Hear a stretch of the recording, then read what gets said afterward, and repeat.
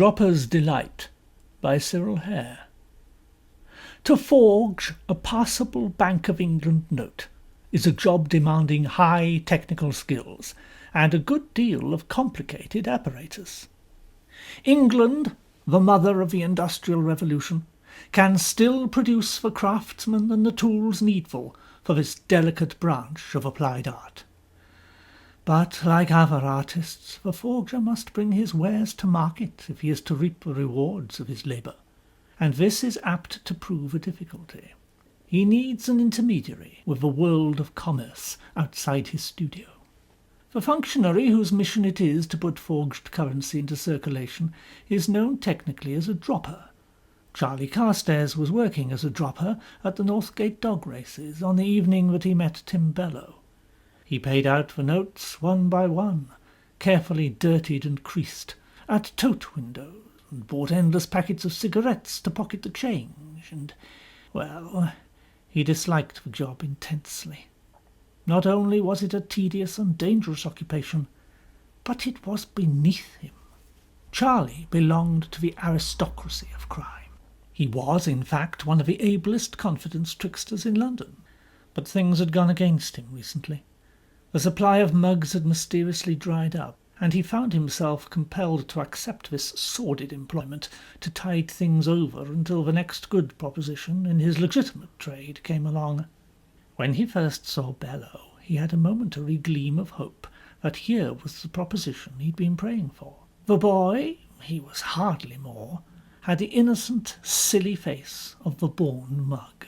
He seemed to be well supplied with ready money, and he was losing heavily. It was only when Carstairs saw the look of despair on his face as the final race was decided that he changed his mind about Bellow, and with it his tactics. Bellow was, in fact, hesitating between thoughts of suicide and the slower torture that would follow if he gave himself up to the police when the affable stranger accosted him.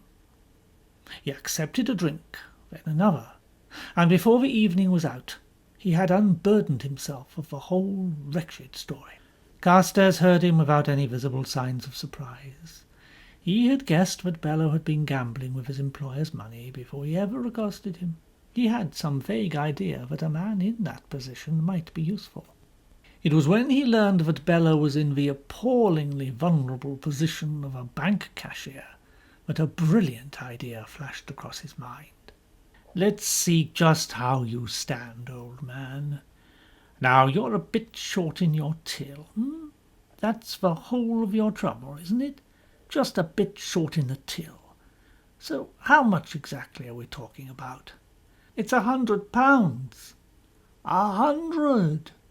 Carstairs' lip curled disdainfully at the miserable figure. "Well, you just want to put it back before your manager twigs, that's all. When is he due to check the cash?" "Well, it'll be any day now. He checks once a month, you see, and the month's nearly up." "Well," Carstairs nodded understandingly. No need to tell the mug that he'd once worked behind a bank counter and left under a cloud. "I had to borrow a fiver to pay some bills. I thought I could get it back easily on the dogs, but I lost £20 the first time I tried. And now tonight, oh, forget it. If I'd only met up with you sooner, I could have put you onto something good. I made a packet tonight." He paused to let this sink in, and watched dispassionately, a look of envy superimposed upon the misery in the other's face. Then he added, "Suppose I lend you some money. Would you? My God, sir, if you would, I certainly could, you know. Money of a sort." He peeled a note off a wad in his pocket and flipped it across the table. "Just you take a look at that, That's good enough for a manager taking stock, eh? I don't say it'll pass the half-yearly audit, but I mean there's plenty of time between now and then. Have 10 now to be going on with." "10?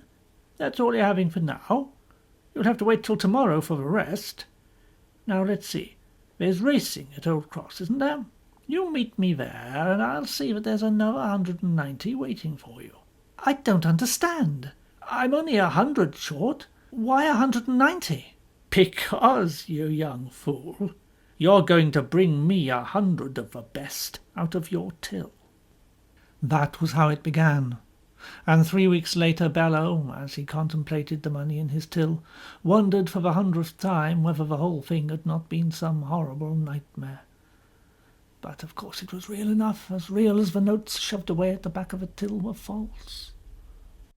Since his second meeting with Carstairs at Old Cross, the original 200 had grown to 5, and the story of their growth had been a tale of dogs that ran wide on bends, dogs that fell at hurdles, dogs that did everything but win. The more money he'd lost, the more fake money Carstairs lent him to bet again, and the more real money from the bank he had to give to Carstairs to cover it. Of course, once the dog won, he could pay everything off, but they never did win.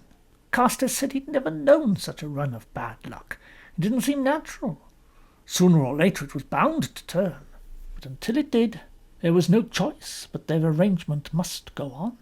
Bello found Carstairs very amiable about it, for of course Carstairs had good reason. For his point of view, Bello was the dropper's dream. His evening's work was over in a moment, leaving the rest of his time free for honest gambling. The return was steady, and the risk was negligible. As he had foretold, Bello's till had passed the manager's check, and the game could go on as long as it was worth his while, or until inspectors arrived at the bank. Until the inspectors arrived. It was the thought of that awful moment that whitened Bello's cheek and made his stomach turn over. There were only 2 days to go. He had lost all hope. Up to the night before he had cherished the belief that one good race would put him right with the world and enable him to take those hideous forgeries home and put them in the fire. But then, at North Gate, he'd met Carstairs as usual, and Carstairs had cut him dead. Not a sign or gesture had he made that gave the smallest impression Bello meant anything to him in the world. His whole attention had been given to a distinguished-looking man with a dark complexion and curly grey hair, with whom he seemed to be on the most friendly terms. And if Carstairs would no longer lend him the money to bet with, he could never hope to recoup his losses. "The manager wants to see you," said a messenger. He started guiltily. Was this it already? He dragged himself from the counter and walked on leaden feet to the manager's office. The manager found Bello unusually stupid that afternoon. It took him nearly 1/4 of an hour to drive home the perfectly simple matter of staff vacations, which he wished to explain. When Bello finally got back to his counter, it was just on closing time. A tall man was just going out of the door, which the porter was holding preparatory to locking it behind him. The cashier who worked next to Bello leaned over towards him. "That chap just going out. He cashed a cheque for 2,000 payable to self, all in pound notes. It cleared me out. I'm afraid I had to borrow 500 from the back of your till to make it up. I say, old chap, are you feeling queer or something?"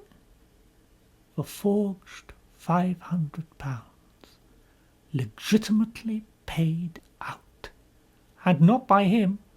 He was saved. However, it was a very shocked and frightened Bello that left the bank that evening after his day's work.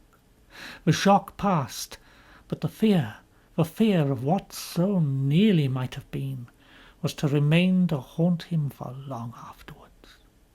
The effect upon his future conduct was all to the good.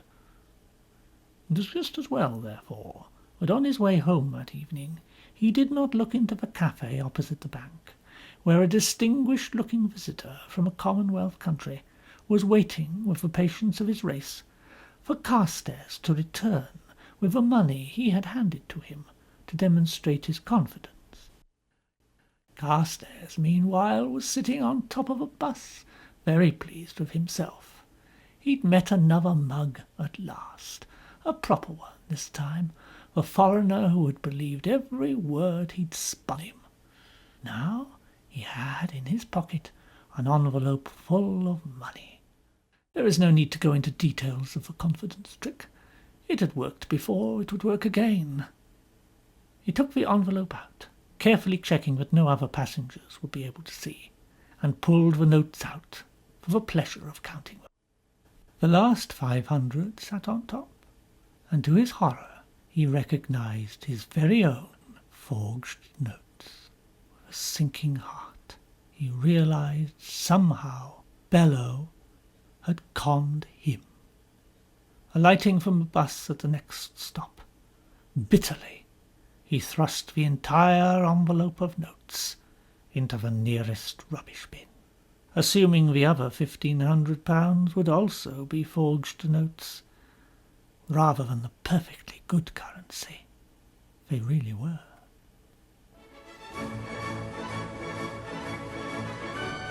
That was Dropper's Delight by Cyril Hare, read for radio by Matthew Jones.